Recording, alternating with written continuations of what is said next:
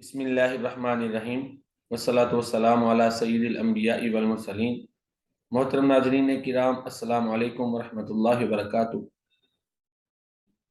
قرآن کریم میں اللہ تعالیٰ کا فرمان ہے وَرَتِّلِ الْقُرْآنَ تَرْتِیلًا، قرآن کریم کو ترتیل کے ساتھ پڑھو۔ تو قرآن کریم پڑھنے کے عام طور پر 3 طریقے ہیں جو کہ درست ہیں اور جو قرائے کرام اور حفاظ کے نزدیک اختیار کیے جاتے ہیں، یہ اسکرین پر آپ کو نظر آ رہے ہیں۔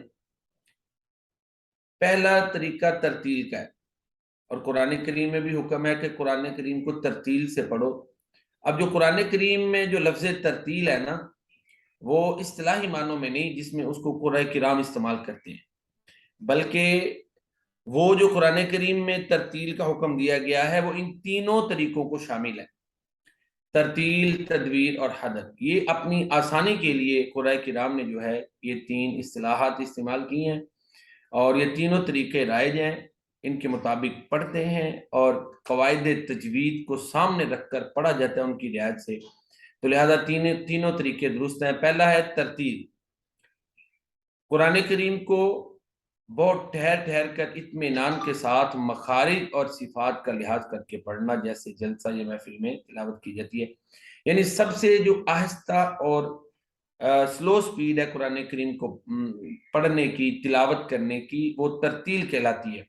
اب ترتیل سے قدرے تیز سپیڈ ہو جائے، پڑھنے کا انداز تیز ہو جائے، تو اس کو ہم تدویر سے تعبیر کرتے ہیں۔ قرآن کریم کو ترتیل سے قدرے تیز، لیکن یہاں پر بھی شرط احکام تجوید کا خیال رکھنا ہے، اور احکام تجوید کا خیال رکھ کر پڑھنا، جیسے نماز میں جہرن پڑھا جاتا ہے، تو نمازوں میں قرآن کریم کے پڑھنے کی جو کہہ لیں انداز ہے، پڑھنے کا جو اسلوب ہے، رفتار ہے، وہ قدرے تیز ہوتی ہے، اور اس سے بھی قدرے تیز رفتار جو ہے وہ صلاۃ تراویح میں ہوتی ہے، حدر، اس کو حدر کہتے ہیں۔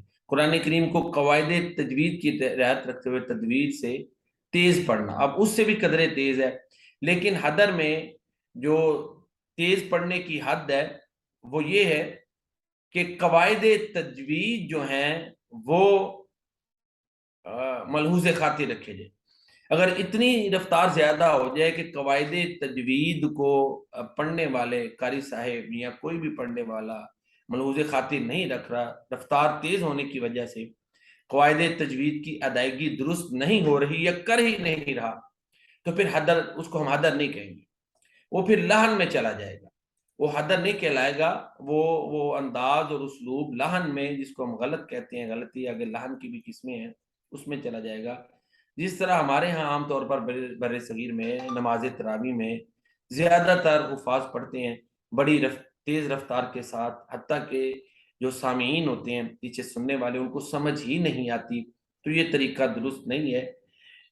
اس کو بہتر کرنے کی ضرورت ہے کہ حدر یعنی اتنا تیز پڑھے کہ قواعد تجوید جو ہے ان کو ملحوظ خاطر رکھا جائے۔ حدر میں ضروری نہیں ہے کہ سب کے پڑھنے کا انداز ایک جیسا ہو، رفتار ایک جیسی ہو، اپنا لہجہ، اپنا طریقہ، اس سے حدر میں رفتار میں جو ہے نا وہ تیزی اور آہستگی آ سکتی ہے۔ کسی کا پڑھنے والے کی ریہرسل، مشق، اس کی مہارت، اور اس طرح یہ چیزیں تھوڑی اثر انداز ہوتی ہیں، لیکن پھر بھی ہمارے ہاں عام طور پر جو قرآن عرب نماز تراویح میں پڑھتے ہیں وہ حدر ہی ہوتا ہے۔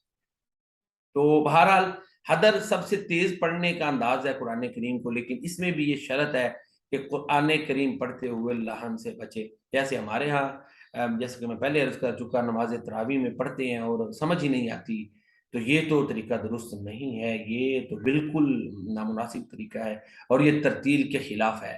تو قرآن کریم میں فرمایا گیا ہے نا وَرَتِّلِ الْقُرْآنَ تَرْتِیلًا، تو قرآن کریم کو ترتیل سے پڑھو۔ وہاں پر ترتیل کا مطلب ہے تجوید الحروف و مخارجها، سیدنا علی المرتضیٰ رضی اللہ تعالیٰ عنہ کی طرف منسوب ہے کہ حروف کو خوبصورت کر کے پڑھے۔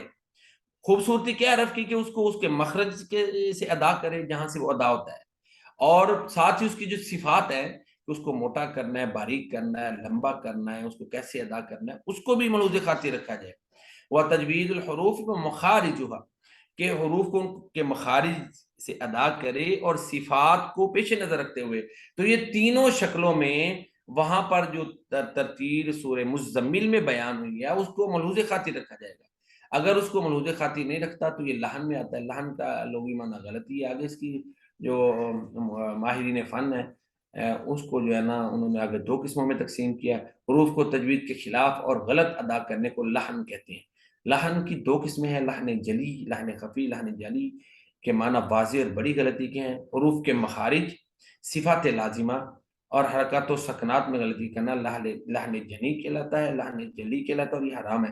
اسی طرح حروف مدہ کی غلطی بھی لحن جلی میں آئے گی اگر حروف مدہ کو صحیح ادا نہیں کرتا یا ان کی ادائیگی میں جو ہے نا اس کو درست طریقہ نہیں آتا. کہ ظاہر ہے زبر کو ڈبل کریں گے تو پھر الف پیدا ہوگا، زیر کو ڈبل کھینچیں گے تو یا پیدا ہوگی، پیش کو ڈبل کھینچیں گے تو واو پیدا ہوگی. اگر کوئی پڑھنے والا ایسے نہیں کر رہا تو وہ تو قرآن کریم کے معنی میں ہی تبدیلی کا موجب بنتی ہے. اسی طرح لحن جلی کی پھر آگے جس طرح کے انہوں نے قسمیں کی ہوئی ہیں کہ اس کی 5 اقسام ہیں.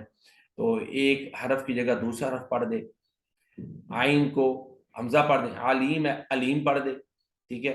السیف ہے جیسے السویف اس کو السیف پڑھ دے، قلب کو قلب پڑھ دے، یعنی حرف ہی بدل دے. عین کو حمزہ سے بدل دے، سواد کو سین سے بدل دے، قاف کو نقطوں والا جو ہے اس کو کاف جو لمبے ڈنڈے والا اس سے بدل دے. تو یہ لحن جلی میں آئے گا.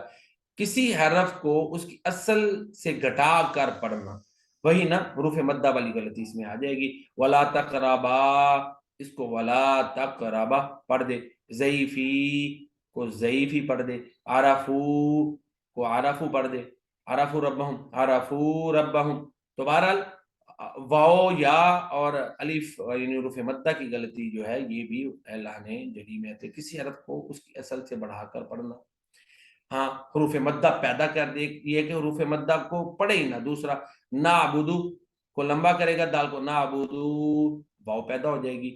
نستعین کو نستعین، غیری کو غیری. تو یہ حروف مدہ جہاں نہ ہو وہاں لمبا کر کے حروف مدہ کو پیدا کر دے تو یہ بھی لحن جلیہ. متحرک کی جگہ ساکن اور ساکن کی جگہ متحرک پڑھنا.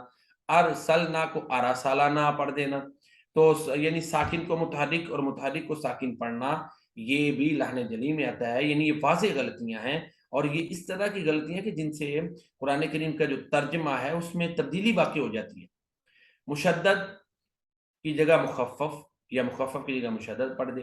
انا ربی، ربی کو ربی، ملتا کو ملتا پڑھ دینا. تو یہ وہ لحن جلی کی 5 صورتیں ہیں جو میں نے آپ کی خدمت میں پیش کی.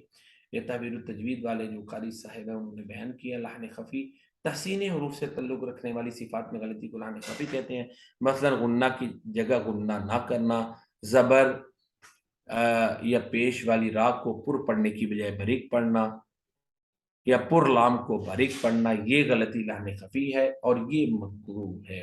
یعنی جو حروف پر پڑھے جانے ہیں، جن کو مفخم پڑھا جانا ہے، موٹا کر کے پڑھا جانا ہے، ان کو باریک پڑھ دے، اور جن کو مرقق پڑھنا ہے، باریک پڑھنا ہے، ان کو موٹا پڑھ دے. تو یہ جو ہے نا لحن خفی میں آتا ہے. تو یہ قرآن کریم کی تلاوت کے آداب تھے کہ کن کن طریقوں سے ہم قرآن کریم کو پڑھ سکتے ہیں اور کیسی کیسی غلطیاں ہم طور پر پڑھنے والے کرتے ہیں. امید ہے کہ انشاءاللہ العزیز اس سبق سے جو طلباء کو ضرور فائدہ ہوگا اور وہ جو عام طور پر غلطی کی جاتی ہے پڑھنے میں اس سے بچنے کی کوشش کریں گے. اللہ تعالی ہمیں درست قرآن کریم پڑھنے کی توفیق عطا فرمائے. آمین.